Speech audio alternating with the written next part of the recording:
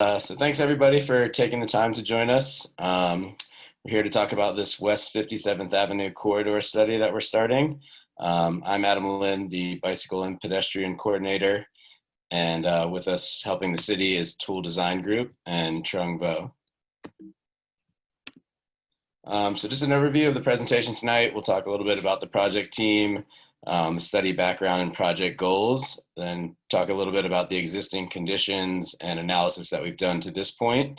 Talk about a few different potential treatment options that we have to improve this corridor for people walking, bicycling, and driving. Talk about some of the next steps and feedback opportunities for the public, and then allow some time for Q&A. So with that, myself, as I mentioned, Adam Lind, I'm the bicycle and pedestrian coordinator for the city of Arvada. I am the project manager for this project. With us tonight is also John Ferruzzi, who is the mobility and innovation manager for the city, and Trung Vo is the project manager on the consultant side with Tool Design Group. So in terms of study background here, the city has first started investing in this corridor between 2010 and 2015 with sidewalk widening in sections of West 57th, Wolf Park, and a Safe Routes to School project along this corridor as well. In 2017, the city adopted its first bicycle master plan, and that study recommended this corridor as the #1 project for the city to implement in terms of all the bike projects for the city. So that's kind of why we are kicking this study off now. We regularly receive comments and complaints from residents about speeding on this corridor, stop sign issues, intersection issues, parking issues. So it's really something that we hear regularly, and now we're trying to have that the time to do a study and then make some changes on the design side to hopefully help to improve some of these issues. 57th is an important corridor for the city as it connects schools, parks, commercial areas, Old Town, and then from a transportation's perspective, for bicyclists, it intersects with the Jefferson County Bikeway, which is a big north-south corridor. So making those improvements here can have a lot of benefits. And as some of you are probably aware, the city implemented a pedestrian safety pilot project earlier this year with those small curb extensions using paint and flex posts. And we've received positive feedback from that project. So just to point out the corridor here, it is mostly along West 57th Avenue, but there is a small section where it jogs down Garrison and onto Grandview, and that's because it connects over Independence to the trail, part of Van Bibber Creek. So it's kind of using that crossing there to connect the bikeway from the west, and then jog up to 57th and the existing bike lanes towards Old Town to the east. So we've got a few project goals here that we're kind of going to always keep in mind and be working towards as we move forward in this study. One of them being to create a bicycle boulevard along this corridor to provide that safe east-west connection between Old Town and the Van Bibber Creek Trail and park system and everything out to the west. We want to reduce the number of speeding vehicles and those high-end speeders. And we're going to discuss this a little bit more and talk about traffic calming opportunities.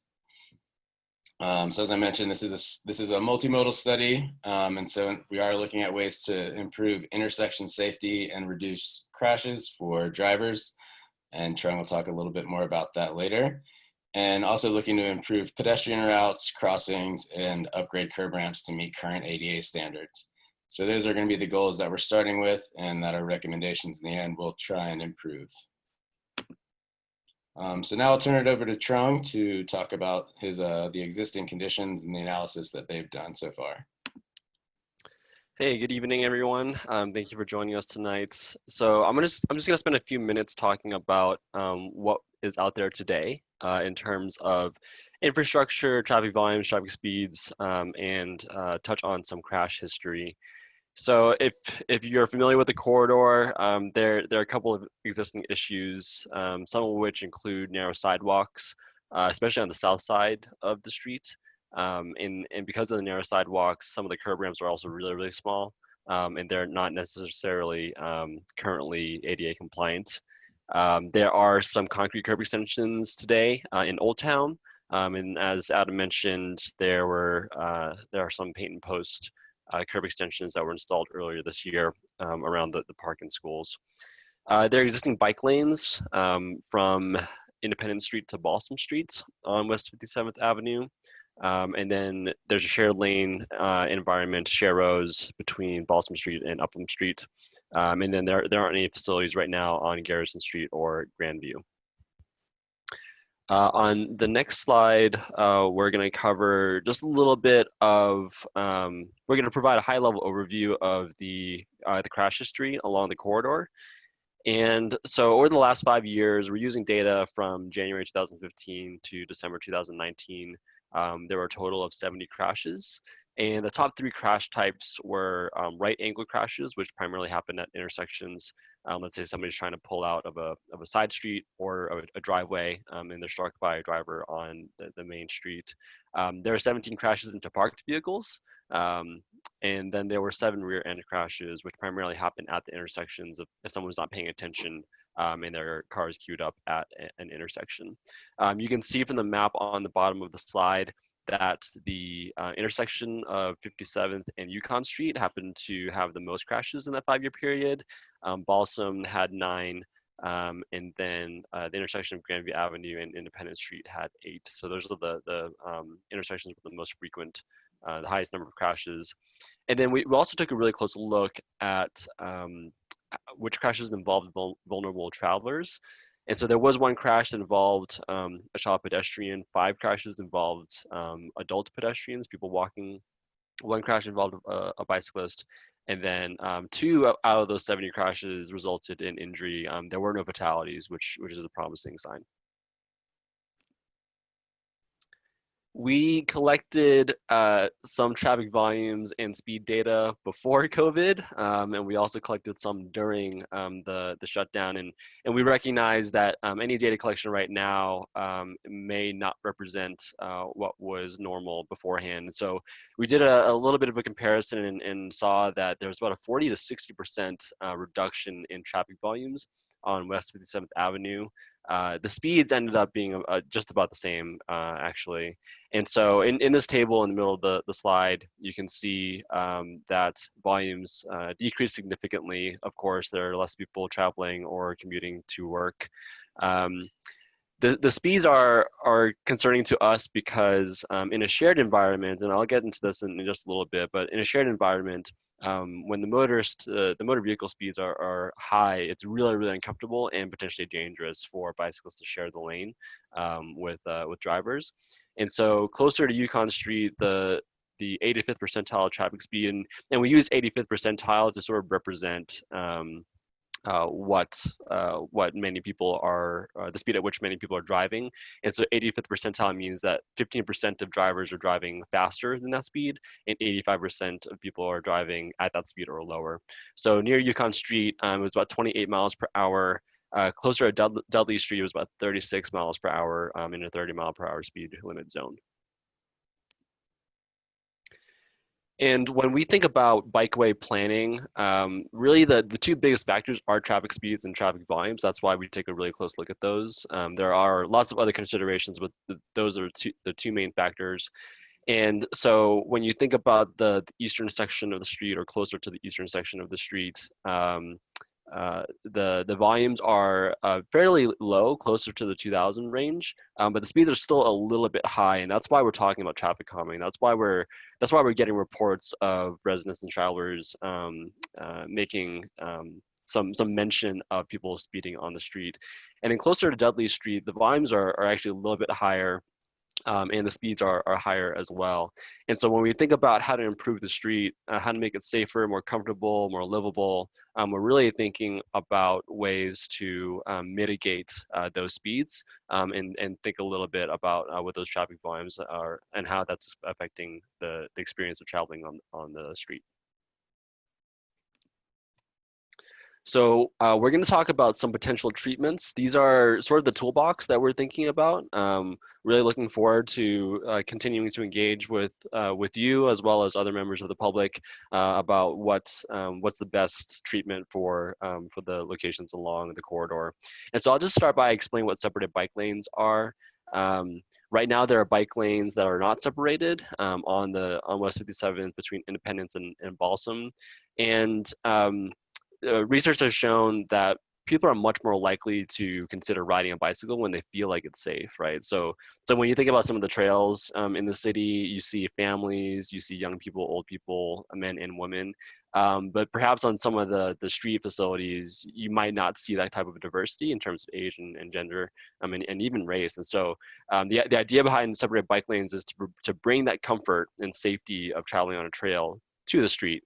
And one of the ways to do that is to provide some kind of vertical separation. So in this image right here, you can see there's actually a landscape median, which is very nice. But there are also some lower cost, quicker build options as well, which include plastic posts, rubberized or concrete curbs, and even parked cars and other planters. When we think about separated bike lanes when the volumes get to be about 60,000 vehicles per day or more. So reminder, the volumes that we're seeing along West 57th are in the 2,000 to 4,000 range. So it's under that 6,000 threshold, but we also look at speed, and so 30 miles per hour is really the threshold at which we start to consider separation between motorists and bicyclists. And so we know the speeds are pretty high, and that's why we're thinking about and considering separated bike lanes. Bicycle boulevards are another type of bicycle facility, and these are actually shared environments. And so when I grew up on a street with a cul-de-sac, very low volume, very low speed, and I just played in the street, right? So like it felt comfortable enough because there weren't people just blowing through. That's the idea behind bicycle boulevards. And so there's very limited impact to on-street parking. There's very limited impact to really the right of way. The idea here is to provide traffic calming features to make the street very, very comfortable. It not only benefits bicyclists, but also benefits people walking and anyone else using the street. The idea is to encourage drivers to drive at reasonable speeds. So we think about bicycle boulevards when the volumes are about 2,000 vehicles per day or lower than that. If they're higher, then that's when we really need to think seriously about how we can encourage a more friendly environment. And the speed is also just maybe just as important or more important. When the speeds are above 20 miles per hour, the speed at which a driver passes a bicyclist, the speed differential is really important. And so above 20 miles per hour, it starts to feel really unsafe, and it gets to a point where bicyclists might not want to use the facility. And so east of Balsam Street, there's constrained right of way, but we do know that the speeds are high, and so we're going to talk a little bit about traffic calming. All right, thanks, John. So I'm going to get into traffic calming and some of the potential options that we'll be looking at here in the future. So traffic calming, to give a quick definition, is using physical design elements to keep drivers at or under the speed limit, to make people more comfortable walking and biking, reduce the risk of serious crashes, and to reduce high volumes of cars on neighborhood streets. So in this picture here, just as an example, there's two major traffic calming features. One is there in the middle, that's referred to as like a neighborhood traffic circle. So a small circle that doesn't really impact the right of way, but causes drivers to slow down. They have to yield as they go around it.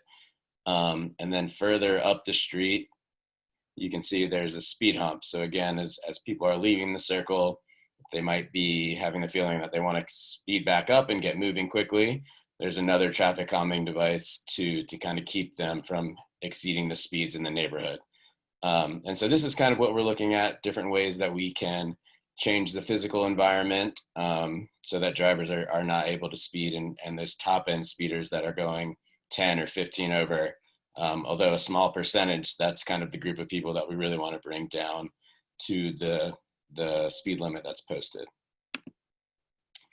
So starting with this neighborhood traffic circle, there's different ways that we can do it, but in general, it's a raised circular median that's in a neighborhood street intersection. Approaching traffic yields to the traffic that is already in the circle, and really helps to slow those speeds. And again, as drivers as Trung mentioned, a lot of the crashes along this corridor are right angle crashes that happen at intersections, and neighborhood traffic circles like this can really help to mitigate the number of crashes and the severity of those crashes because people are all going at slower speeds. So next up, and one that's typical, we don't have these in Arvada currently, but I'm sure a lot of people have interacted with them throughout the country, is a speed hump. And so it's a raised area of the surface, about 10 feet wide, that really helps to slow motorist speed. So in the past, these used to be pretty severe and like a sharp, small bump that would really kind of jolt you as you were driving. But since then, they've kind of turned into this speed hump or speed table that's a more elongated and a softer difference as a driver, but it still has that same effect of lowering the speed as motorists don't want to get jolted or have the bottom of their car bumper hit the speed hump. Next up, we'll talk about a raised crosswalk, which is kind of a combination of a typical crosswalk and a speed hump. It's stretched out a little bit wider so that we have the distance for people to walk across comfortably, meet ADA requirements, but again, it improves that crosswalk level safety as drivers have to slow down and yield before they hit that kind of raised element of the street or risk having damage done to their car. So these can be used either at intersections or at mid-block locations, and has been proven both to slow speeds and to increase yielding to pedestrians crossing the street. So next up is what we'll refer to as a pedestrian refuge island. As shown in the picture, instead of having, a wide street to cross, or if you had to walk all the way across West 57th with parking lanes and bike lanes, I think it's about 50 feet. So that's a pretty long distance for a pedestrian to have to cross to judge speeds. If we're able to install one of these pedestrian refuge islands, you kind of cut that crossing distance in half, give pedestrians and bicyclists a safe space to rest and wait for traffic to pass if there's somebody coming in the opposite direction. So it has benefits of slowing traffic because it narrows the width of the travelway. It provides a little bit of a lateral or horizontal deflection for drivers so that they're not just driving in a straight line. That's been shown to slow speeds as well and reduces that exposure for pedestrians. You now have a safer place to wait to let traffic cross as you're making your way. So next item is curb extensions or bulb outs, which we do have in Arvada and we have in Old Town. So it's more or less an extension of the sidewalk into the street, either at an intersection or at mid-block. Right at Wolf Park, there's an extension on one side of this where it kind of juts out beyond the parking lane to cut that crossing distance down. But again, it makes pedestrians more visible. You're not hidden behind parked cars, which is one of the issues we have at a lot of places on West 57th. Reduces that crossing distance. And then if we're changing the turn radius or the curb radius, it can have the effect of slowing vehicles. And that's something that we've seen anecdotally along 57th, where we've done the flex post and paint bump outs, that when cars are making turns, they're taking those turns at slower speeds, which makes it easier for them to stop for pedestrians and to see pedestrians. So some other ideas that are in our toolbox potentially that don't really fit in directly into that traffic calming title is to widen the sidewalks. We're aware that a lot of the sidewalks are less than 5 feet. They don't really allow for people to walk side by side. They don't really allow for more than 2 people to pass each other. So this is something that we're aware of. It is a higher cost option, but it does have a lot of benefits. Potentially reducing the speed limit is something that we can look at if people support it. Planting street trees has a lot of benefits, not only related to traffic calming, but creates a much better pedestrian environment when you're walking along the corridor, provides shade, provides some greenery, a little bit more livability. So that's been shown to have a lot of positive impacts. Crosswalk enhancements, looking at places where there currently aren't crosswalks and potentially adding new crosswalks. And then also some of these bike marking enhancements, as you can see in that lower right picture, adding green paint at intersections, bringing some locations to be more prominent to drivers to be aware that we are expecting cyclists in this area. And we just started with our first green paint out on Ward and 70th at an intersection crossing. So this is something the city is starting to experiment with, but you've seen in other cities like Denver. So in terms of feedback opportunities and next steps, this public meeting is kind of our kickoff for the project. I myself will be in Old Town somewhere from 10 to 2 on Saturday with a table and some maps, and allowing people who aren't aware of this meeting or weren't able to attend it just to kind of ask questions about the project and give feedback, so we can hopefully reach a broader audience. Our Speak Up Arvada page is up and active, and there's a few different ways you can give feedback there on this front end of the project.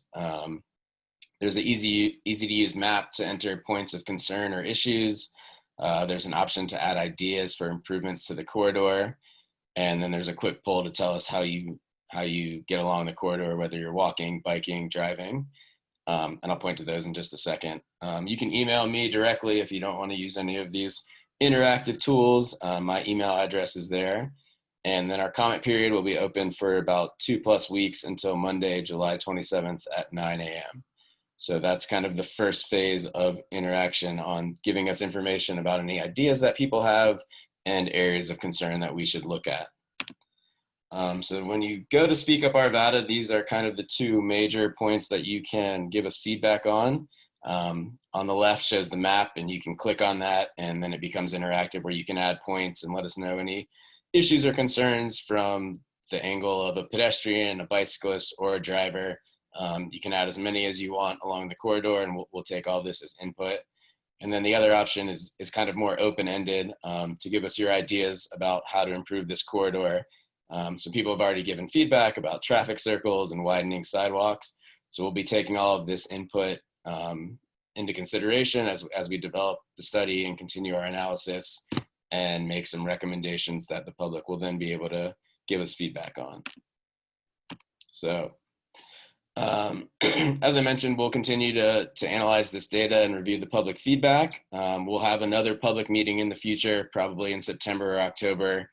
We'll be presenting a summary of the feedback that we received, some different options for proposed treatments along the corridor, and where they'll be, because the goal of this study is not only just to study it, but to move into design and implementation. So the second half of this study is going to be us coming up with locations and recommendations for bump outs, traffic circles, refuge islands, whatever that ends up being.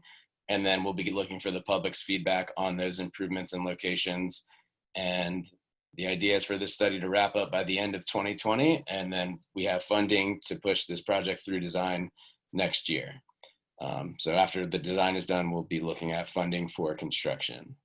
So with that, we will wrap up this phase and open it up for Q&A. And thanks for your time. All right, panelists. So there are a couple of questions that I wanted to be sure to share with you, and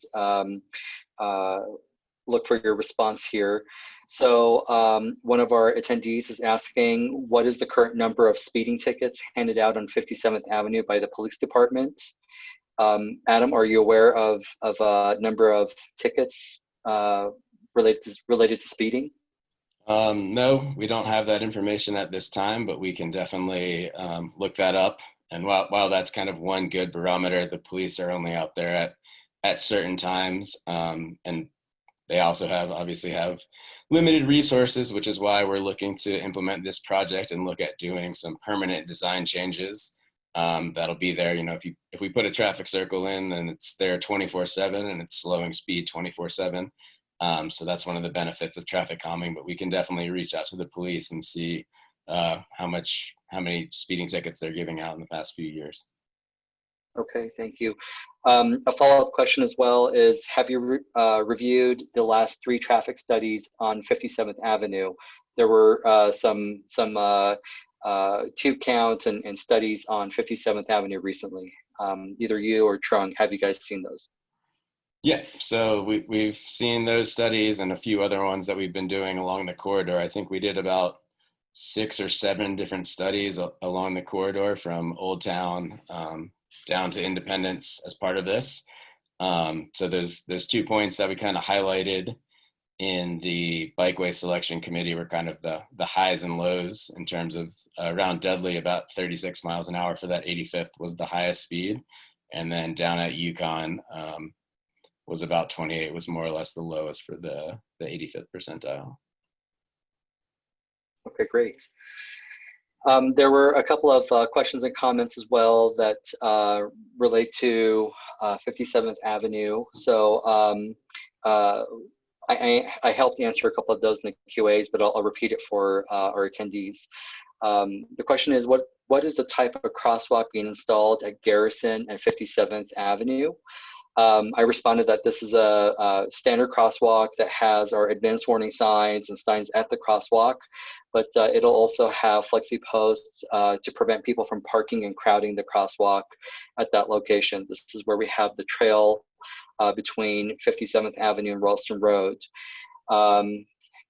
Another question is, how does the RTD bus route interact with the potential traffic calming installations? I responded that RTD is planning to discontinue the bus route on 57th Avenue due to their budget and shortfalls. But all large vehicles are intended to clear the intersections and locations when we're looking at these designs. It'll just be very slow for large vehicles. Trung or Adam, would you like to add to that? I think I just add, we've kind of learned through the flex posts and paint at CAR that the initial radius that we kind of constructed there, which is good for drivers and slowing them down, didn't necessarily work for that bus. So that's a good lesson learned from that project. And that's part of the reason that we did it as a pilot project and use flex posts and paint so that we can kind of see how this is working and what issues arise.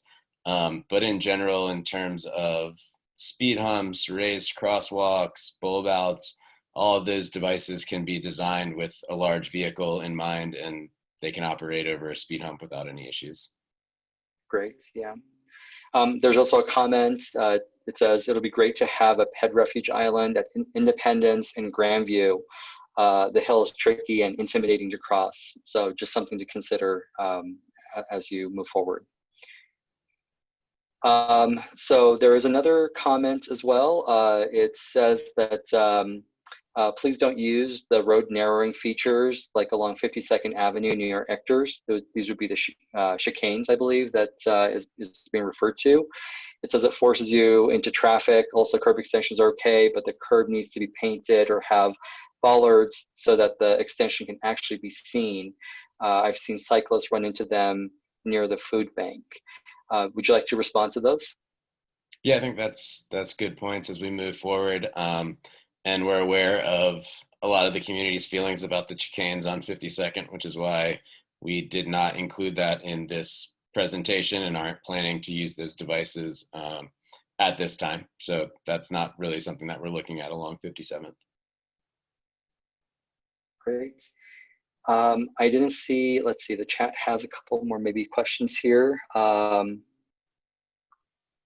So one of the questions is, do you have a Facebook event for Saturday? I'm with Ralston Creek Running Club and would like to share with our members, the page followers, as we use this corridor. Thank you. Do you know if there's a Facebook attached to this? No, not for Saturday. The idea behind these kind of pop-up events is that they just kind of happen as people are going about their day, and so you're kind of catching people that aren't necessarily intending to join in or participate. You get a different group of people. That's part of the reason that we kind of had this public meeting and giving this information out here. So more than welcome to send people by, but there isn't necessarily a set public meeting for that. We'll have this presentation posted so people can find it, but at this time there isn't a set Facebook page event for that. I noticed also a response from our communication specialist, Rachel, that she also mentioned that she doesn't have a Facebook event, but can set one up. So maybe if you don't mind getting with her, it might be a good tool as well. We can do that. So a question, the question is, I thought speed bumps were not permitted in Nevada. Would you be able to respond to that? Yes, I think at this time, I think there's some specific situations around schools where speed bumps are or speed humps are allowed. Part of this process is introducing something new to the corridor and to the city, and we kind of have a similar process going along the same timeline with City Council that will be discussing a traffic calming program and starting that up. So some of these ideas are kind of moving along the same process as that. But whatever we kind of reach on, whatever we decide on moving forward with and implementing will be something that we have the support of the community and council. So it's going to be an interactive process as we move forward and try and work through this to determine how we can best serve everybody's needs and meet the demands of the community. Thank you. Yeah, I'll also add to that speed bumps, historically, the way they're designed are a little different than speed humps or speed tables or raised crosswalks. So the original speed bumps that were brought up with City Council several years ago and introduced and then not permitted in the city is something that will, I think, continue, except maybe in the new forms that they're coming out that allow for fire response times or emergency responders and that kind of thing to also operate.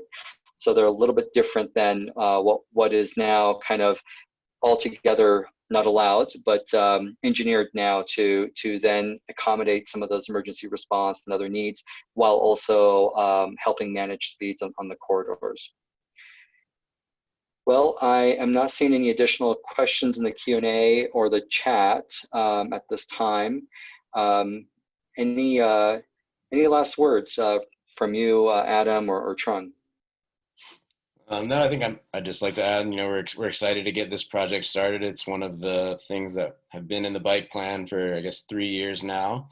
And I'm sure people who have lived along the corridor and John's worked here for a longer, have heard lots of issues along 57th from Old Town out. So we're pretty excited about working with the community and figuring out a way to kind of solve some of these issues and find that balance between biking and driving and parking and safety along this corridor. So I think we've already had 6 or 7 people engage with us on Speak Up Arvada. So that's exciting to see before the kickoff meeting even gets going. And we're looking forward to more community feedback and working through the process with everybody. So thanks for your time and have a good night.